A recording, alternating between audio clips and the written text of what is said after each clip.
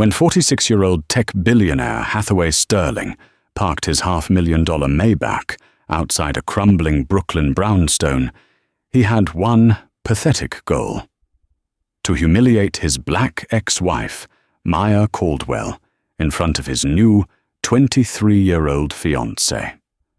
Armed with a $50,000 hush-money check and a smug grin, Hathaway was ready to force Maya into signing away the last legal remnants of their past.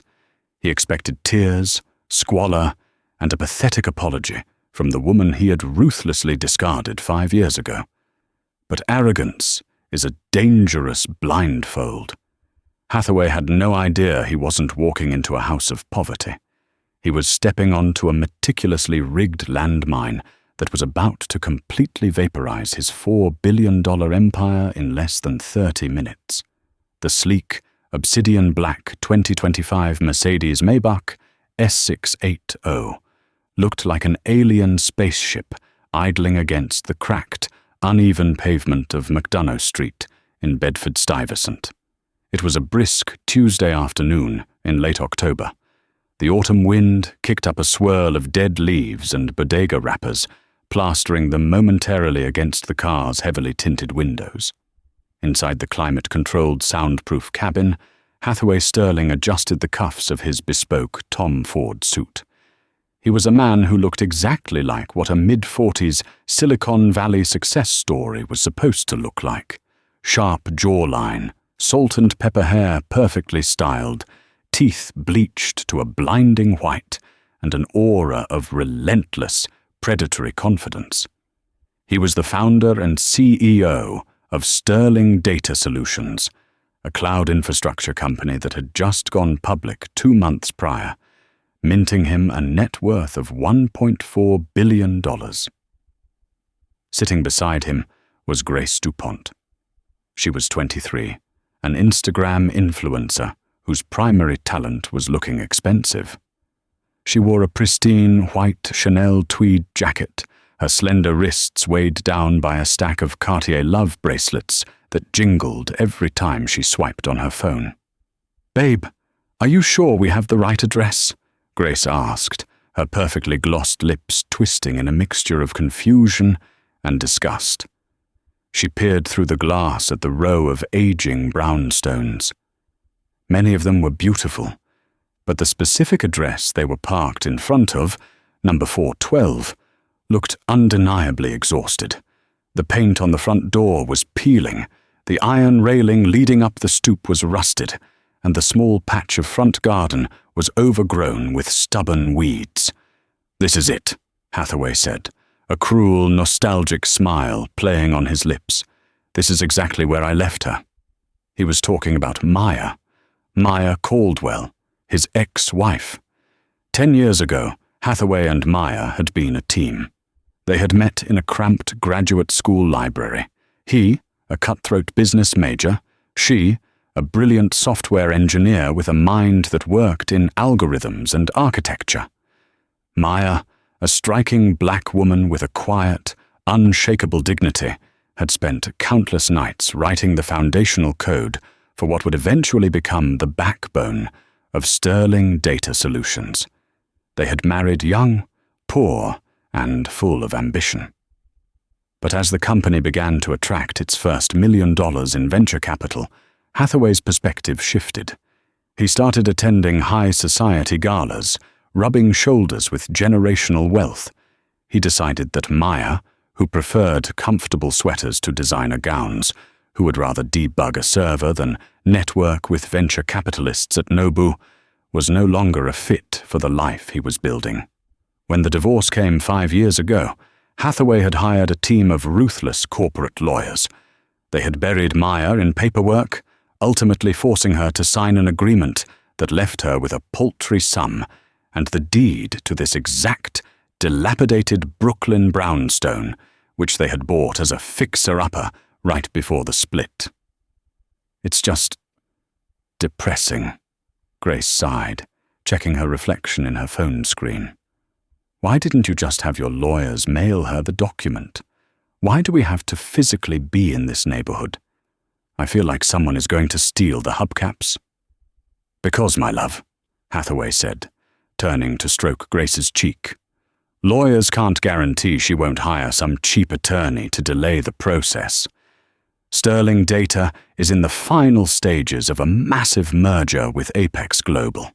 The due diligence team found a tiny, insignificant loophole in the original IP transfer from 5 years ago. It's a ghost in the machine, a technicality. But Apex wants it closed. I need Maya to sign a simple quitclaim deed releasing any retroactive rights to the legacy code. He paused, his eyes drifting back to the peeling front door. And honestly, I want to see her face. I want her to see me, to see you, and to understand exactly what she lost when she refused to keep up with me. Hathaway tapped the glass partition. The driver, a stoic man named Thomas, put the car in park. Let's go get this over with, Hathaway said, grabbing a sleek leather folder from the seat. Keep your purse close, Grace. Grace stepped out of the Maybach, her red-soled Louboutins wobbling precariously on the uneven Brooklyn sidewalk. She immediately pinched her nose, though the air merely smelled of roasted nuts from a nearby street cart and impending rain. Hathaway walked with the swagger of a conqueror, leading the way up the crumbling concrete stairs of the stoop. He noticed a slight crack in one of the steps and scoffed. 5 years, and she couldn't even afford to fix the stairs. It validated every choice he had ever made. He had become a titan of industry. She had faded into absolute obscurity. He hadn't seen her face or heard her voice since the day the judge finalized the divorce. He raised his fist and knocked firmly on the heavy, weathered wooden door. For a moment, there was nothing but the sound of distant traffic. Grace sighed heavily, crossing her arms. Maybe she had to take an extra shift at whatever diner she works at. The deadbolt clicked. The heavy door groaned open. Maya Caldwell stood in the threshold. Hathaway felt a sudden, involuntary tightening in his chest. He had expected to see a broken woman. He expected exhaustion, premature aging, perhaps the faded bitterness of a scorned ex-wife. Instead, Maya looked radiant. She was 38, but her skin was flawless, glowing with a deep, healthy warmth. Her thick natural hair was pulled back into an elegant, effortless puff. She wasn't wearing rags. She was dressed in a pair of loose, flowing, cream-colored linen trousers and a soft, cashmere turtleneck that, while lacking visible logos, draped beautifully over her frame. She looked at Hathaway, her dark eyes completely devoid of the shock or intimidation he had craved. Her gaze then slowly slid to Grace, taking in the Chanel, the Cartier, the defensive posture. "Hathaway," Maya said. Her voice was smooth, a rich alto that commanded the space without needing to raise its volume. "To what do I owe the intrusion?" "Hello, Maya," Hathaway said, recovering his composure and puffing out his chest. "It's been a long time. You're looking exactly the same." "I wish I could say the same for you," Maya replied calmly, her eyes lingering for a fraction of a second on his visibly whitened teeth and the slight stiffness of his tailored jacket. "You look like you're trying very hard." Grace bristled, stepping forward to link her arm possessively through Hathaway's. "I'm Grace," she chirped, her voice intentionally pitched higher. "Hathaway's fiancée. He told me so much about you. Well, not much, really. Just that you used to be married before he became successful." Maya offered Grace a slow, almost pitying smile. "A pleasure, Grace. It's always fascinating to meet Hathaway's reflections." "Reflections?" Grace frowned, confused by the vocabulary. "Never mind her, sweetheart," Hathaway interrupted smoothly. He held up the leather folder. "Maya, I don't want to take up your day. I know you probably have errands to run, or whatever it is you do now, but I need to speak with you regarding a minor legal formality. It requires your signature." Maya didn't reach for the folder. She kept her hands resting comfortably in the pockets of her linen trousers. A legal formality that requires the billionaire CEO of sterling data to hand-deliver it to Bedford-Stuyvesant? Your lawyers must be terribly underpaid if they're outsourcing courier work to you. Hathaway's jaw tightened. He hated that she wasn't bowing to the spectacle of the Maybach idling behind them. It's a sensitive document, Maya. I preferred to handle it personally. Can we step inside? Or is the living room currently a construction zone? He looked pointedly at the peeling paint on the doorframe. Maya paused. A strange, fleeting spark danced in her eyes, a look of deep, private amusement. Of course, Maya said, stepping back and pulling the door wide open. Please, come into my home. Hathaway stepped over the threshold, pulling Grace behind him, fully preparing himself for the smell of mildew and the sight of thrift store furniture. The entry hallway was dark, illuminated only by a single bulb. The walls here were indeed stripped, showing raw lath and plaster. "Watch your step, babe," Hathaway whispered to Grace, his voice dripping with condescension. "Don't touch the walls."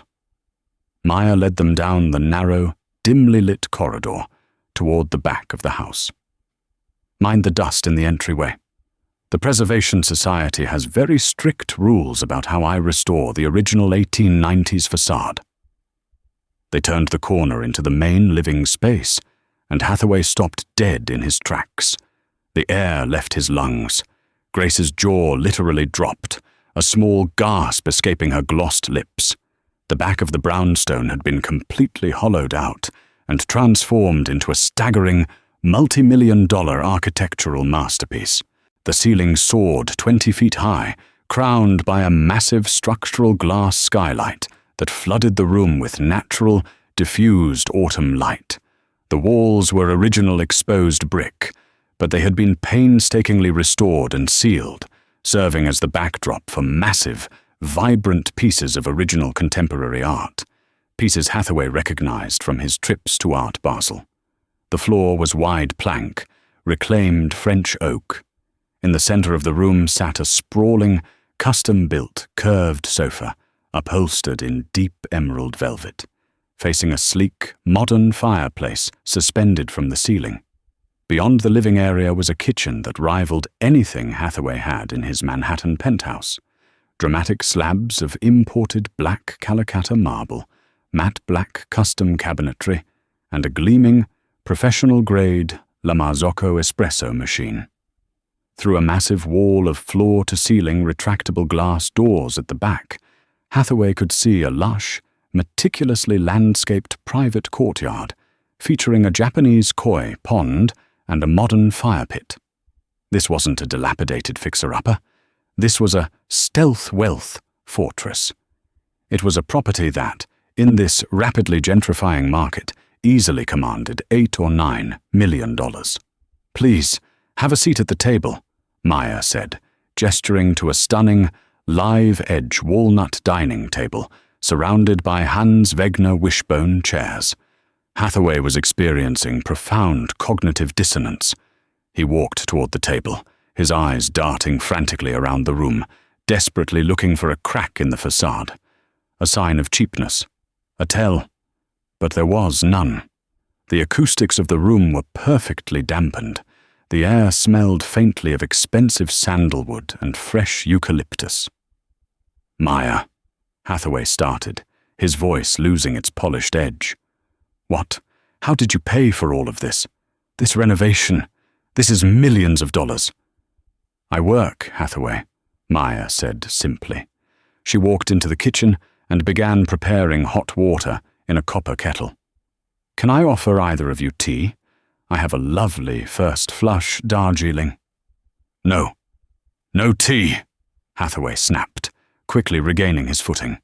He pulled out a chair and sat down, dropping the leather folder onto the walnut wood. He had to regain control of the narrative. So what if she took out massive loans to renovate the house? She was probably drowning in debt, leveraging the property to the hilt just to play pretend. That's it, he reasoned. She's house poor. She's desperate. Grace sat next to him, running her hand nervously over the smooth wood of the table. She looked significantly less confident now, her eyes darting between her Cartier bracelets and the museum-quality abstract painting hanging on the brick wall. Maya walked over, carrying a single delicate bone china teacup for herself. She sat opposite Hathaway, crossing her legs gracefully. So, the legal formality. Hathaway opened the folder. As you may have read in the Wall Street Journal, Sterling Data Solutions had a highly successful IPO. We are currently finalizing an acquisition by Apex Global. I am aware, Maya said, blowing softly on her tea. A $4.2 billion valuation. Congratulations, Hathaway. You finally got your castle in the sky. Yes. Well, Hathaway cleared his throat, pushing a thick stack of stapled papers across the table. During the due diligence phase, Apex's lawyers flagged a tiny anomaly. When we divorced, you signed away your equity in the company. However, the foundational algorithm, the core predictive data sorting code, was technically authored by you before the company was officially incorporated. Maya took a slow sip of her tea. The Aura algorithm. Yes, I remember writing it on a remarkably slow laptop in a freezing apartment while you were out networking. Right, Hathaway said, gritting his teeth. The original divorce settlement transferred all intellectual property to the company, but Apex wants an ironclad, supplementary non-disclosure and quitclaim agreement, specifically naming the Aura algorithm, just to ensure there are no phantom claims to the underlying architecture. It's a standard housekeeping measure. He reached into his jacket pocket and pulled out a sleek titanium pen, placing it on top of the document. Then he reached back into the folder and pulled out a certified cashier's check. He slid it across the table, placing it next to the pen. I know things must be tight, Hathaway said, his confidence returning as he tapped the check. And despite how things ended, I am not a cruel man. I'm offering you $50,000. Tax-free. Just sign the document, Maya. Take the money. Pay off some of the massive debt you clearly took on to build this room, and we never have to see each other again. Maya didn't look at the check. She didn't look at the pen. She looked at Hathaway, and then she looked at Grace. $50,000, Maya repeated. Her tone was completely unreadable. It's more than generous for a simple signature, Grace chimed in, trying to sound authoritative. Hathaway is doing you a massive favor. Maya slowly picked up the document. She didn't read it. She simply weighed the thick stack of paper in her hand, staring at the front page. You always were a terrible liar, Hathaway, Maya said softly. Hathaway frowned. Excuse me? You didn't come here because of a tiny anomaly, Maya said, setting the papers back down. Apex Global didn't flag a ghost in the machine. Apex Global halted the merger negotiations 3 days ago because their tech auditors realized that Sterling Data Solutions doesn't actually own the Aura algorithm at all. Hathaway's face drained of color. The smug, predatory confidence vanished instantly, replaced by sheer, unadulterated panic. Grace looked at him, confused by his sudden physical reaction. What are you talking about? Hathaway forced out, his voice suddenly hoarse. Maya leaned forward, resting her elbows on the beautiful walnut table. When we divorced, I signed away my equity in Sterling Data Solutions. I signed away my rights to the branding, the client lists, and the corporate assets. But what your expensive, aggressive corporate lawyers failed to notice, because they didn't understand code, was that the Aura algorithm was never an asset of Sterling Data. It was a licensed utility. The room was deathly quiet. Only the faint hum of the refrigerator could be heard. I patented Aura under a separate holding company, registered in Delaware, 6 months before we even got married, Maya whispered, her eyes locking onto his. Sterling Data has been using it on a free, revocable, open-ended beta license for a decade, a license that, as of midnight last night, I officially revoked. Hathaway stared at her, the reality of her words hitting him like a physical blow to the chest. If Sterling Data didn't have Aura, the company was essentially an empty shell. The $4.2 billion valuation was built on stolen air. And $50,000, Maya said, finally glancing down at the check with a look of profound amusement. Won't even cover the legal fees for the cease and desist order my attorneys served your board of directors 10 minutes ago. Hathaway stared at Maya, his breath catching in his throat. The silence in the magnificent, sun-drenched living room was suddenly suffocating. He looked from Maya's perfectly calm face down to the $50,000 cashier's check resting on the walnut table, and then to the stack of legal documents his expensive team at Sullivan & Cromwell had urgently prepared. "You're bluffing," Hathaway said, though his voice lacked its previous booming authority. It sounded thin, desperate. "You can't patent code while employed by a company and claim it as your own. That violates every non-compete and IP assignment clause in California corporate law." "You're absolutely right, Hathaway," Maya said, taking another unhurried sip of her Darjeeling tea. "If I had written the Aura architecture while employed by Sterling Data Solutions, it would be your property.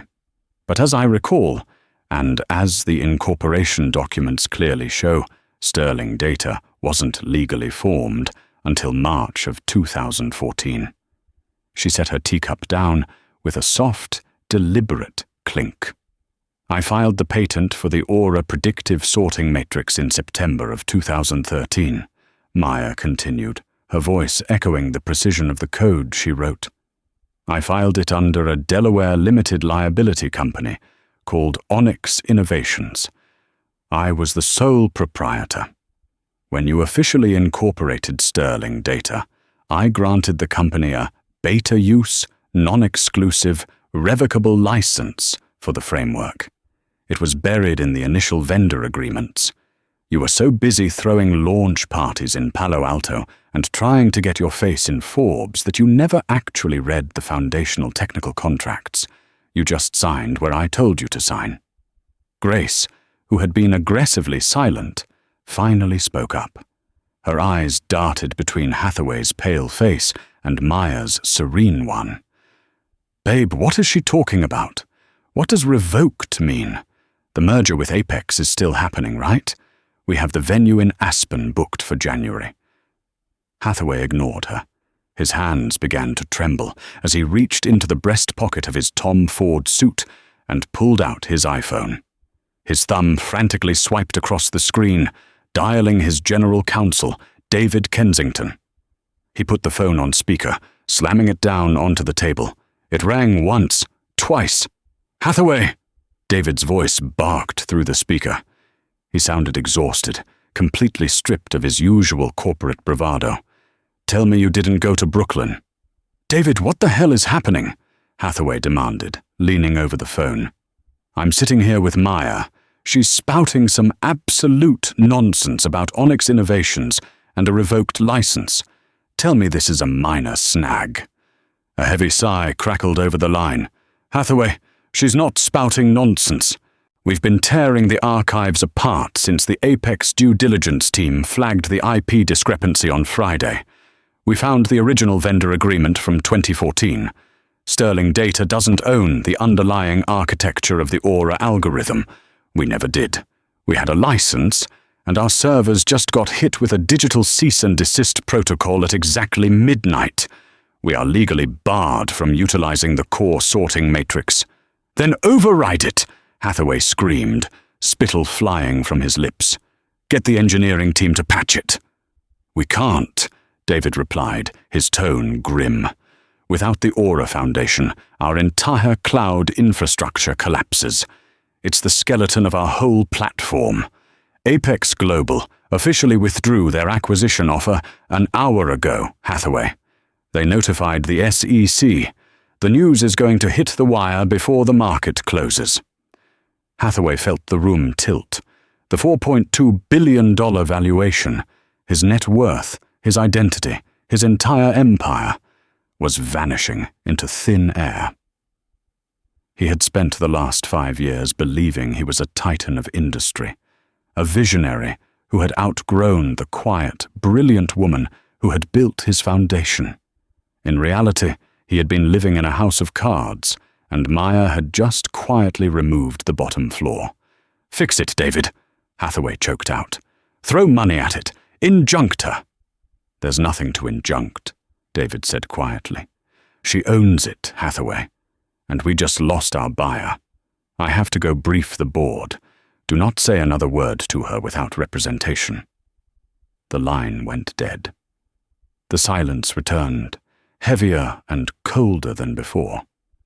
Grace slowly pushed her chair back from the table. The defensive, haughty posture she had carried into the house had completely evaporated. "Hathaway," she whispered, her voice trembling. "Does this mean? Are you broke?" "Shut up, Grace," Hathaway snapped, burying his face in his hands.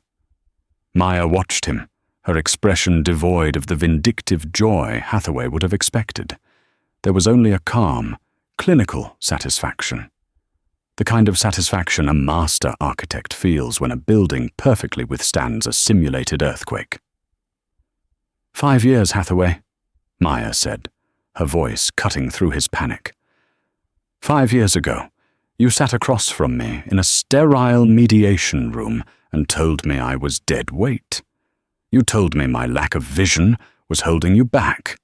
You handed me the deed to this ruined shell of a house and a modest alimony check, and you thought you had cleanly excised me from your life." Hathaway slowly lifted his head. His eyes were bloodshot, the arrogant swagger of the billionaire CEO entirely stripped away, leaving behind a terrified, hollow man. "Why didn't you do this sooner?" he asked, his voice cracking. "If you had the power to kill the company, why wait half a decade?" "Because 5 years ago, sterling data was only worth $50 million, Maya stated matter-of-factly. "Destroying you then wouldn't have taught you anything. You would have just pivoted, raised more venture capital, and started another tech bro grift. I needed you to build it higher. I needed you to take it public. I needed you to get so close to an astronomical, multi-billion-dollar payday that you could taste it. I wanted you to feel the exact moment gravity took over." Hathaway stared at her, genuinely horrified by the sheer, calculating patience of her revenge. She hadn't yelled. She hadn't fought the divorce. She had simply retreated into the shadows, quietly polishing her weapon, waiting for the precise moment he was most vulnerable. "I'll buy it," Hathaway suddenly blurted out, a desperate, manic energy seizing him. He grabbed the titanium pen and the $50,000 check, violently shoving them aside. "I'll buy Onyx Innovations from you right now. Whatever Apex was going to pay me, I'll give you a massive cut. 50 million, 100 million. Just reinstate the license, Maya. Let the merger go through. We can both walk away rich." Maya laughed. It was a rich, warm sound that echoed off the high glass-paneled ceilings. "Oh, Hathaway, you still don't understand the board you're playing on," she said, wiping a small tear of amusement from her eye. "You think Apex Global walked away from the merger because they don't want the technology anymore?" Hathaway froze. "What?" "Apex Global is a data logistics conglomerate," Maya explained, leaning forward, her eyes locking him in a dead stare. "They don't care about your branding, your sleek Silicon Valley office, or your bloated C-suite salaries. They only ever wanted the Aura algorithm. When their due diligence team discovered the IP anomaly, they didn't just walk away from you. She reached into the pocket of her linen trousers and pulled out her own sleek, matte black smartphone. She tapped the screen a few times and slid it across the walnut table toward Hathaway. On the screen was an email from the CEO of Apex Global, stamped just 2 hours ago. To Maya Caldwell, CEO, Onyx Innovations, LLC. Subject: Finalization of acquisition terms.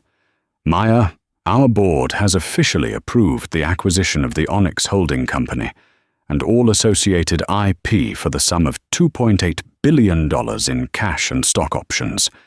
We look forward to having you join us as Chief Technology Officer.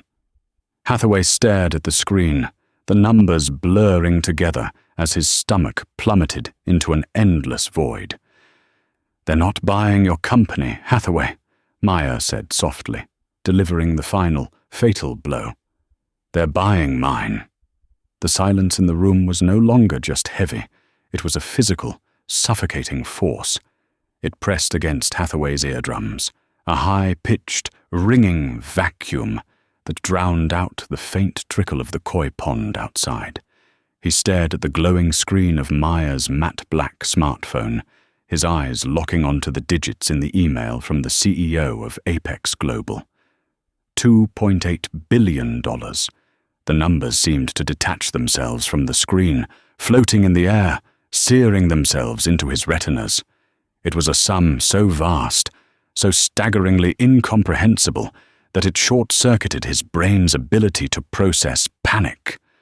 For a terrifying, suspended moment, his mind simply went blank. The bespoke Tom Ford suit, tailored to perfection just weeks ago, suddenly felt like a straitjacket lined with lead. His heart hammered wildly against his ribs, like a trapped bird desperately trying to escape a collapsing cage. He slowly looked up from the screen to Maya. She was sitting perfectly still, bathed in the soft, diffused afternoon light pouring through the massive structural glass skylight. She looked exactly like a queen sitting on a throne of reclaimed French oak and quiet, unassailable power. There was no gloating in her expression. There was only the clinical, satisfied stillness of an architect watching a perfectly designed demolition. They went behind my back," Hathaway stammered. The voice that came out of his throat did not belong to the billionaire CEO of Sterling Data Solutions. It was thin, reedy, and fractured, the voice of a child trying to explain a shattered vase. "Apex approached you? Without telling me?" "Business is business, Hathaway," Maya said, her rich alto voice echoing the exact sterile phrase he had used against her 5 years ago in the divorce settlement. She picked up her delicate bone china teacup and took a measured sip. When Apex's due diligence auditors pulled the floorboards up on Sterling Data, they realized they were buying an empty vessel carrying stolen, uninsured cargo. They did what any rational conglomerate would do to protect a multi-billion-dollar investment. They bypassed the middleman and went straight to the cargo's owner. She set the teacup down with a soft, deliberate clink that made Hathaway flinch. "They don't want your aggressive sales team," Maya continued, leaning forward slightly, her dark eyes locking onto his pale face. "They don't care about your sleek, leased corporate campus in Silicon Valley, or your bloated C-suite salaries, or the expensive PR firm that gets your face on the cover of Wired. They only ever wanted the Aura algorithm. It is the holy grail of predictive data sorting, and they are willing to pay the actual market value for the mind that built it." Grace, who had been sitting frozen like a mannequin beside Hathaway, suddenly snapped to life. Her perfectly manicured hands, weighed down by the stack of Cartier Love bracelets, gripped the edge of the live edge walnut table so hard her knuckles turned white. "Wait," Grace said, her voice shrill, tearing through the heavy atmosphere like a siren. She looked frantically between Hathaway's ghost-white face and Maya's serene one. Wait, Hathaway. Stop. What is she saying? Is she saying you don't own the company anymore? What about the IPO money? What about your shares? We are ringing the bell at the stock exchange next month. Hathaway couldn't look at her. He couldn't look at anything except his own hands, which were now shaking uncontrollably against the surface of the table. The shares, he whispered, a cold sweat breaking out across his forehead. My God, the stock. When the SEC filing hits the wire, when the market finds out we lost the core, IP, and the merger collapsed. Your stock will be trading for pennies by the opening bell tomorrow, Maya finished for him. Her tone was completely devoid of malice, which somehow made the reality of it infinitely worse. It was just a factual observation, a mathematical certainty. Your board of directors will have a fiduciary duty to the remaining shareholders to remove you as chief executive officer immediately for gross negligence. You failed to secure the foundational intellectual property of your own company before taking it public. That is corporate fraud, Hathaway. You will be locked out of the building, your corporate accounts will be frozen, and your personal assets will be heavily scrutinized before your Maybach even crosses the George Washington Bridge. Grace stood up so fast, her Hans Wegner wishbone chair scraped violently against the reclaimed wood floor. The harsh sound echoed up to the 20-foot ceiling. "Are you bankrupt?" Grace demanded, her voice rising a full octave. The carefully cultivated, soft-spoken influencer persona was entirely gone, vaporized by raw, unfiltered panic. "Hathaway, look at me. Tell me she is lying. I just signed the final lease agreement on the St. Regis estate in Aspen for the wedding. The catering deposit was $100,000 and it is non-refundable. The flights to Milan for my dress fitting." She looked down at her wrists, shaking the heavy gold bracelets as if they had suddenly turned into iron shackles. "Grace, please!" Hathaway begged, finally tearing his eyes away from his trembling hands to look up at her. His face was a mask of sheer terror. "I can fix this. I know people. I can secure emergency private equity. I have favors I can call in. I can build something else. We just have to weather the storm." "Build something else!" Grace shrieked, backing away from the magnificent dining table as if Hathaway was suddenly radiating a deadly virus. "Are you insane? You're 46 years old and you just lost $4 billion in 10 minutes because you didn't read a contract. I am 23 years old, Hathaway. I have brand deals. I am not spending the best years of my life helping you build in some cramped, rented apartment while you fight federal lawsuits and SEC investigations." Maya watched the performance with mild academic interest.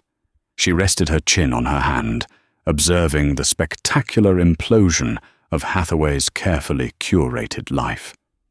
It was better than any prestige drama on television, entirely unscripted and thoroughly deserved. "You're leaving," Hathaway gasped, standing up on shaky legs, reaching a hand out toward his fiancée. "Right now? After everything? You're just walking out?" "Everything?" Grace scoffed, her face contorting with disgust. She snatched her pristine white Chanel tweed jacket off the back of her chair and clutched her quilted leather purse defensively to her chest. "Everything was the lifestyle, Hathaway. You told me you were a titan of industry. You told me she was a nobody who couldn't keep up with your genius." Grace pointed a trembling, perfectly manicured finger at Maya, who remained completely unfazed. "She has a custom koi pond in Brooklyn that costs more than my entire life," Grace yelled at him. "You're a fraud, Hathaway. You're a complete fake." Without waiting for a response, Grace spun on her red-soled Louboutins and practically sprinted down the dimly lit, raw plaster hallway. A moment later, the heavy, 1890s wooden front door slammed shut with a concussive boom that rattled the doorframe. Hathaway stood frozen at the table, staring down the empty corridor. In the span of less than half an hour, he had been systematically stripped of his multi-billion-dollar empire, his professional reputation, his staggering net worth, and his future wife. He slowly turned back to Maya. The arrogant swagger, the predatory confidence, the polished veneer of the Silicon Valley conqueror. It was all entirely gone. He looked broken, hollowed out, a mere shell of the man who had confidently knocked on her door earlier that afternoon.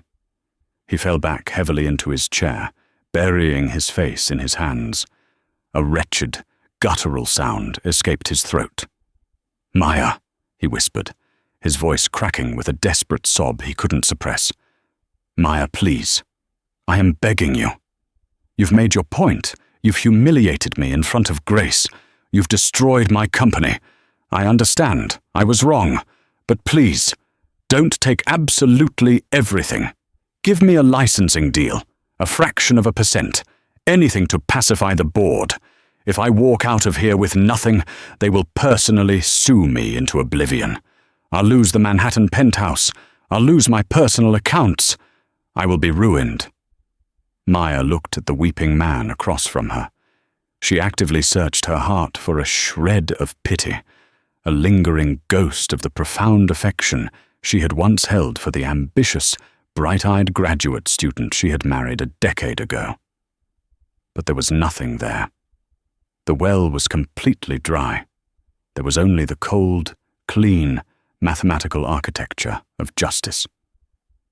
5 years ago, Hathaway, I sat across from you in a sterile mediation room in Midtown, Maya said softly, her voice carrying a quiet, devastating finality that cut right through his sobbing. I didn't ask you for half of the company I helped you build. I didn't ask to bleed you dry. I asked for a fair share, just enough to start over, comfortably and securely. She paused, letting the memory fill the space between them. And you looked me dead in the eye, Maya continued, with your 3 aggressive corporate lawyers flanked behind you like bodyguards. And you laughed. You told me that my lack of vision was a liability. You told me that business is a zero-sum game. You said, to the victor, go the spoils, Maya, and the weak get exactly what they deserve. Maya stood up from the walnut table. She stood tall, radiant, and utterly unbothered by the wreckage at her feet. You set the rules of this game, Hathaway, Maya said, looking down at him with eyes as hard as obsidian. I didn't cheat. I just played your game infinitely better than you did. Now, I highly suggest you take your $50,000 check and leave my home. My contractors are arriving at 8 a.m. tomorrow to install the climate controls for the new wine cellar. And I genuinely do not want your negative energy lingering in the foundation of my house. Hathaway did not say another word. He couldn't. His throat felt as though it had been packed with dry sand.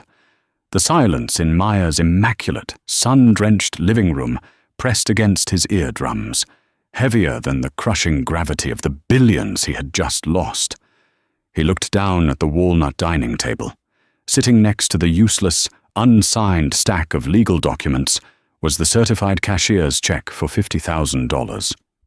Only an hour ago, he had pulled it from his bespoke jacket pocket, feeling like a benevolent god tossing a coin to a beggar. Now, looking at the crisp paper and the neatly printed zeros, a nauseating wave of realization washed over him. That piece of paper, drawn from his personal discretionary account rather than corporate funds, was likely the only liquid asset he would have left by the end of the week. With fingers that trembled violently, Hathaway slowly reached out. He picked up the check. He didn't look at Maya as he folded it in half, then into quarters, and slid it into the breast pocket of his Tom Ford suit. It felt entirely weightless, yet it dragged his posture down like a lead weight. He turned away from the table, his legs moving with the stiff, shuffling gait of a man who had aged 20 years in 20 minutes. The walk down the dimly lit, raw plaster hallway felt agonizingly long. When he had first walked down this corridor, he had viewed the exposed brick and dust as evidence of Maya's pathetic, stagnant life. Now he understood the truth. It was the entryway to a fortress. He was the one who had been living in a fragile glass house, and she had just thrown a boulder through the roof. Hathaway reached the heavy wooden front door. He grasped the antique brass handle, pulled it open, and stepped out onto the Brooklyn stoop. The crisp, late October air hit his face, smelling of exhaust, roasted nuts, and impending rain. The world outside had not stopped. Delivery trucks rumbled past, a group of teenagers laughed loudly on the opposite corner, and the bodega neon sign buzzed aggressively. Everything was exactly as it had been. Yet, Hathaway's entire universe had just been fundamentally erased. He looked toward the curb, expecting to see the sleek, obsidian black silhouette of his 2025 Mercedes Maybach waiting to whisk him away from this nightmare. He needed the climate-controlled cabin. He needed the tinted windows to hide his face. The curb was empty. Hathaway blinked, stepping down the peeling concrete stairs. "Thomas?" he croaked, looking frantically up and down McDonough Street. There was an old Toyota Camry parked where his $500,000 car had been idling. He reached into his pocket and pulled out his phone. The screen was already lit up like a Christmas tree, vibrating continuously with an unyielding stream of notifications. He ignored the missed calls and immediately opened his text messages, searching for his driver. There was a message from Thomas, sent 5 minutes ago. "Mr. Sterling, Miss DuPont informed me of the situation regarding the company's sudden insolvency. She instructed me to drive her immediately to JFK Airport. She mentioned a non-refundable first-class ticket to Milan she booked on your American Express. Furthermore, considering the news breaking on Bloomberg regarding the SEC investigation into Sterling Data Solutions, I am formally submitting my resignation, effective immediately. I will leave the Maybach keys with the valet at the airport. Best of luck." Hathaway stared at the glowing text, his breathing becoming shallow and erratic. Grace had not just left him. She had commandeered his vehicle and was actively fleeing the country on his dime before his credit lines could be frozen. Panic, cold and sharp, finally pierced through his state of shock. He needed to get out of Bedford-Stuyvesant. He needed to get to his penthouse in Manhattan before the board of directors changed the locks. He opened his Uber app, his thumb shaking so badly he could barely tap the screen. He selected an Uber black SUV, typed in his Tribeca address, and hit confirm. A red banner flashed across the top of his screen. Payment method declined. Please update your billing information. No, no, no, Hathaway muttered, tapping the screen frantically. He tried his corporate platinum card. Declined. He tried his personal black card. Declined. The corporate freeze had already begun. The board of directors wasn't just firing him. They were severing every financial artery he possessed. As he stood stranded on the cracked pavement, his phone began to vibrate with a new, terrifying intensity. The digital avalanche had arrived. Hathaway watched, paralyzed, as the push notifications cascaded down his lock screen in real time. Wall Street Journal. Breaking. Apex Global withdraws $4.2 billion. Acquisition of Sterling Data Solutions, citing massive IP fraud. Bloomberg Markets. Trading halted on Nasdaq for STDS pending SEC emergency inquiry. Stock plummets 82% in pre-market after-hours trading. Text message. David Kensington, General Counsel. Hathaway. Do not return to the office. Do not speak to the press. The board has retained independent litigation counsel. You are personally liable for the IP misrepresentation. I am so sorry, but I have to recuse myself." Finally, an email notification popped up. It was from Arthur Pendleton, the ruthless 70-year-old chairman of the board for Sterling Data Solutions. The subject line was capitalized and devoid of any corporate politeness. Immediate termination for cause and notice of pending litigation. Hathaway didn't even need to open the email to know what it said. They were stripping him of his title, his remaining equity, and his golden parachute. They were going to feed him to the federal regulators to save themselves. His fingers went numb. The sleek, titanium-backed iPhone slipped from his grasp. It hit the concrete sidewalk with a sharp crack, the expensive screen shattering into a dense spiderweb of fractured glass. The screen flickered, showing one last notification from a news outlet, before going completely dark. Hathaway Sterling, the man who had woken up that morning as a titan of Silicon Valley, did not bend down to pick it up. He simply turned his collar up against the biting autumn wind, shoved his hands into his empty pockets, and began to walk aimlessly down the Brooklyn street, swallowed by the shadows of the very neighborhood he had come to mock. Back inside the brownstone, the heavy wooden door had shut with a solid, satisfying thud. Maya Caldwell stood in the dimly lit entryway for a moment, listening to the absolute silence of her home. The intrusive, frantic energy Hathaway had brought into her sanctuary had been entirely expunged. The air felt lighter, cleaner. She walked slowly back into the massive, sun-drenched living room. The afternoon light pouring through the structural glass skylight caught the dust motes dancing in the air, turning them into tiny, floating diamonds. She moved toward the stunning walnut dining table, her eyes falling on the single bone china teacup she had been drinking from, and the empty space where Hathaway's desperate $50,000 check had laid.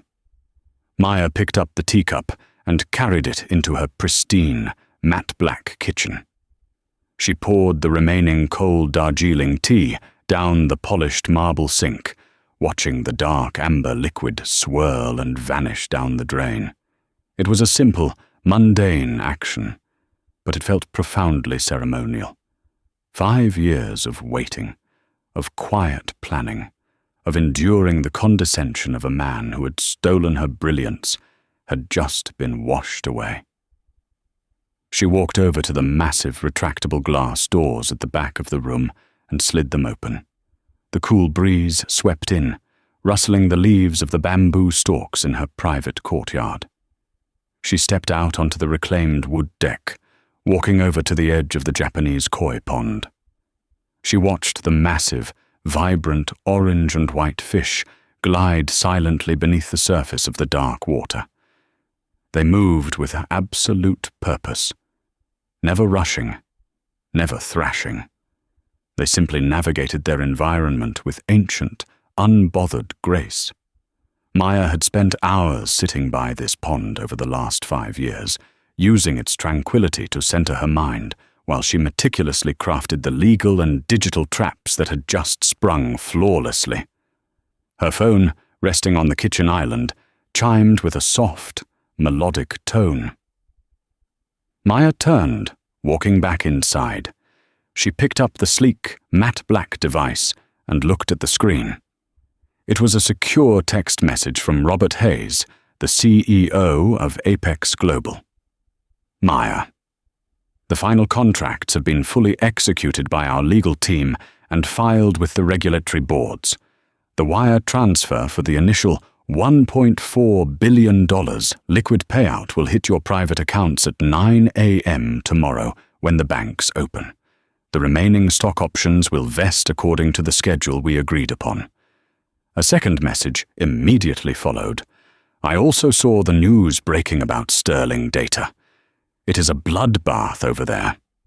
You played a masterful game of chess, Maya. I am incredibly honored to have you joining our executive board as Chief Technology Officer. See you at dinner next Tuesday in Manhattan. Maya read the messages twice.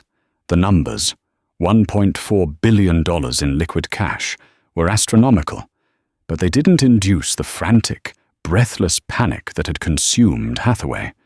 To Maya, the money was merely a metric of her code's value.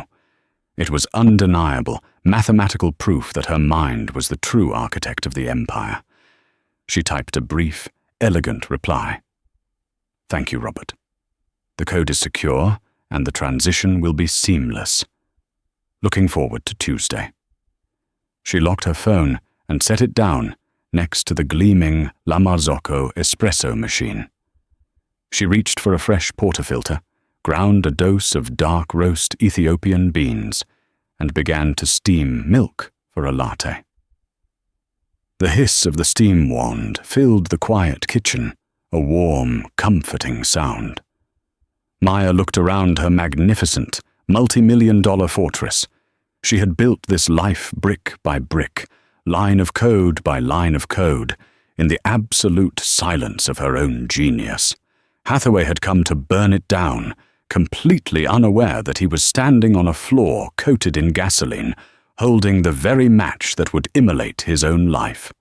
She poured the steamed milk over the rich, dark espresso, creating a perfect, symmetrical Rosetta pattern in the foam. Taking the ceramic mug in her hands, she let the heat warm her palms. She took a sip, closed her eyes, and smiled.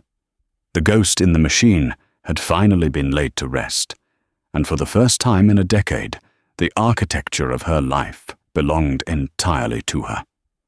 The spectacular downfall of Hathaway Sterling became a cautionary tale whispered in the boardrooms of Silicon Valley for years to come. It was a stark reminder that arrogance is a brittle foundation, and that true power does not roar from the back of a luxury car. It moves silently, building leverage in the shadows. Hathaway, blinded by his own ego and the superficial trappings of wealth, severely underestimated the quiet brilliance of the woman he discarded. He mistook her silence for surrender, never realizing that an architect doesn't need to scream to build a fortress. Maya Caldwell's triumph was not born of sudden vengeance, but of meticulous, patient strategy. She proved that while deceit can build a temporary empire, only undeniable substance can sustain it. In the end, the billionaire lost everything, not because he was outspent, but because he was profoundly, irreversibly outsmarted by a mind he thought he owned.